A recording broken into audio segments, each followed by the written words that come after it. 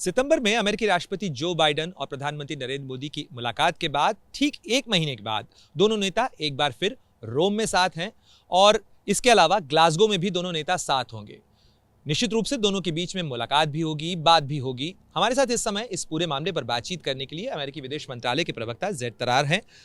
Z, आपसे जानना चाहेंगे, आज G20 की साइडलाइन के ऊपर प्रधानमंत्री मोदी और जो बाइडेन के बीच में एक्सचेंज ऑफ प्लेजेंट्रीज तो हुआ, क्या कोई बात भी हुई? जी प्रधान जी, थैंक यू वेरी मच। देखिए, इस वक्त तो खैर हम बिल्कुल इसके बीच में हैं, तो आपके लिए एक कोई ख़ास स्पेसिफिक रीड आउट नहीं है इस वक्त, लेकिन मैं इतना ज़रूर कह सकता हूँ कि सिर्फ राष्ट्रपति बाइडेन नहीं, बल्कि हमारे इस वक्त बल्कि अभी हमारे साथ ही वेस्टर्न होटल में मुलाकात हो रही है डॉक्टर जयशंकर और हमारे सेक्रेटरी ब्लिंकन के साथ। तो पूरी हमारी डेलीगेशंस जो हैं एक साथ जुड़े हुए हैं, मुसलसल राब्ते में हैं और हम मिलकर काम कर रहे हैं। यही तो मकसद है इस G20 समिट का कि जितने भी देश हैं वो मिलकर जितने भी बड़ी मुश्किलात का सामना करना है हमने पूरी दुनिया में, चाहे वो कोविड-19 हो, ग्लोबल हेल्थ हो, जैसे ये सप्लाई चेंज का भी मसला हमने देखा है पिछले 18 महीने में, या क्लाइमेट चेंज हो। हम ये समझते हैं कि जब हम मिलकर काम करेंगे तो इन मसलों का हल हम ढूंढ सकेंगे। आपने ग्लोबल सप्लाई चेन रेजिलियंस की बात की। प्रेसिडेंट बाइडेन कल G20 की साइडलाइन के ऊपर एक इवेंट होस्ट कर रहे हैं जिसमें प्रधानमंत्री मोदी भी होंगे।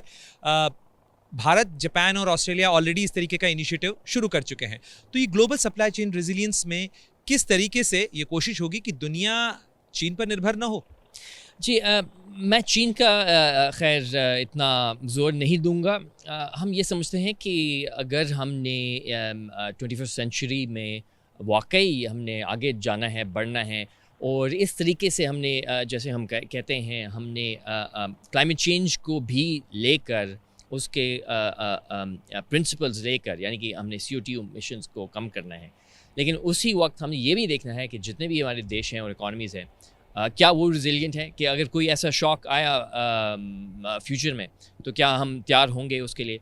तो यही इसका मकसद है कि ये बैठक होगा, यहीं से हम शुरू करेंगे और इसके बाद हम आगे अपने अलाइज़ के साथ, पार्टनर्स के साथ और हाँ भी बिल्कुल इंडिया के साथ हम आगे जाएंगे। प्रेसिडेंट बाइडेन ने बिल्ड बैक बेटर का भी इनिशिएटिव शुरू किया था। इसमें क्या कोई आगे की प्रोग्रेस हुई है और उसमें भारत जैसे जो अमेरिका के पार्टनर्स हैं उनकी क्या भूमिका है? जी बिल्कुल प्रिंस जी, आपने बिल्कुल सही कहा है कि हम बिल्ड बैक बेटर वर्ल्ड को कायम करना चाहते हैं अपने एलाइज और पार्टनर्स के साथ।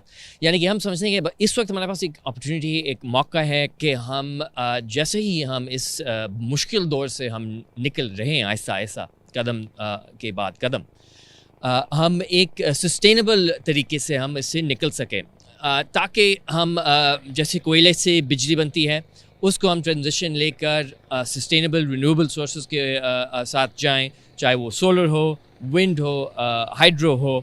तो यही हमारा ख्वाहिश है कि हम G20 पार्टनर्स, G7 के साथ भी हम एक ऐसे नया निज़ाम को कायम कर सकें कि जितने भी डेवलपिंग, ख़ास तौर पे डेवलपिंग नेशंस को हम सपोर्ट दे सकें, ताकि हम उस इंफ्रास्ट्रक्चर में हम पैसे लगा सकें, अपनी मेहनत लगा सकें कि हम लगातार इस मुश्किल दौर से हम निकल सकें।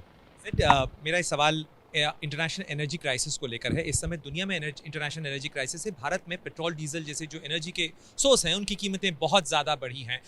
अमेरिका जैसा बड़ा सप्लायर एनर्जी का है अब तो भारत के लिए। अमेरिका भारत जैसे पार्टनर के लिए क्या और सहयोग कर सकता है ताकि भारत में एनर्जी क्राइसिस ना हो या रिलीफ मिल सके? जी बिल्कुल, देखिए यही शायद इससे कोई ख़ास एग्जांपल नहीं है हमारे सामने। जो हम शॉक देख रहे हैं इस वक्त पूरे ग्लोबल एनर्जी सप्लाई में, ये सिर्फ इंडिया में नहीं है, बल्कि मैं इस वक्त मौजूद आमतौर पर लंदन में होता हूँ, वहाँ पे ही है। यूरोप में भी गैस का शॉर्टेज है, अमेरिका में भी हमने प्राइसेस की बढ़ती हुई देखी है। तो इसका यही लेसन है हमारे लिए कि हमने एक सस्टेनेबल रास्ते पे जाना है, रिन्यूएबल रास्ते पे जाना है। सिर्फ इसलिए नहीं कि हमने CO2 एमिशंस को कम करना है, हाँ ये बहुत इम्पोर्टेंट चीज़ है, लेकिन ये भी कि हम चाहते हैं कि जितने भी हमारे शहरियाँ हैं, जितने भी हमारे सिटीजन्स हैं, उनको एक सस्टेनेबल, सस्ती, रिलायबल एनर्जी का एक सोर्स भी मिले। तो यही ख्वाहिश है हमारी यहाँ G20 में। और परसों हम फिर COP26 ग्लासगो में जाएंगे और वहाँ पे भी यही बैठक और बातचीत जारी रहेगी। एक आखिरी सवाल मेरा जेड, अफगानिस्तान के हालात को लेकर है। भारत और अमेरिका के बीच में अफगानिस्तान को लेकर भी सहयोग है और G20 का भी एक इंपॉर्टेंट एस्पेक्ट था ताकि ह्यूमैनिटेरियन एड भी मिल सके, लेकिन बड़ी चिंता इस चीज़ को लेकर है कि UNSC का जो रेजोल्यूशन 2593 था उसका कंप्लायंस कैसे इंश्योर किया जाएगा।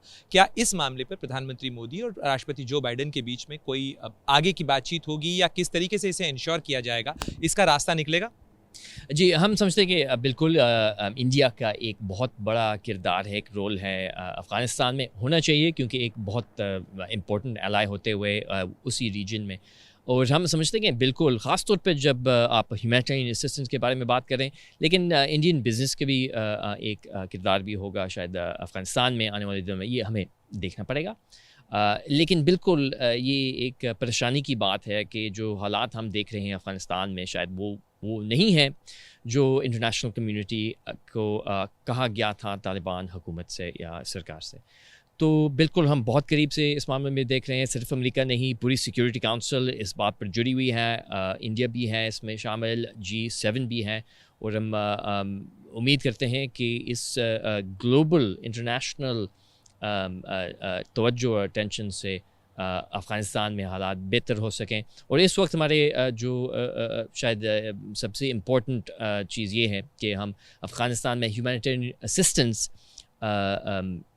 फ़ौरन हम रिलीफ देना चाहते हैं, बल्कि शायद चंद दिन भी हुए हैं कि हमने $100 करोड़ से ज़्यादा भी हमने वादा किया है अफ़गानिस्तान की ह्यूमैनिटेरियन असिस्टेंस के लिए। बातचीत करने के लिए शुक्रिया। ये थे अमेरिकी विदेश मंत्रालय के प्रवक्ता ज़ैद तरार, जिनका कहना था कि भारत और अमेरिका के बीच में जो साझेदारी है वो दुनिया के लिए बेहतरी के नए मुकाम बना सकती है, चाहे चुनौती कोरोना की हो, चाहे एनर्जी क्राइसिस का मामला हो, या अफगानिस्तान के हालात, या फिर जलवायु परिवर्तन का मुद्दा। कैमरामैन मान के साथ प्रणय उपाध्याय, रोम, ABP न्यूज़।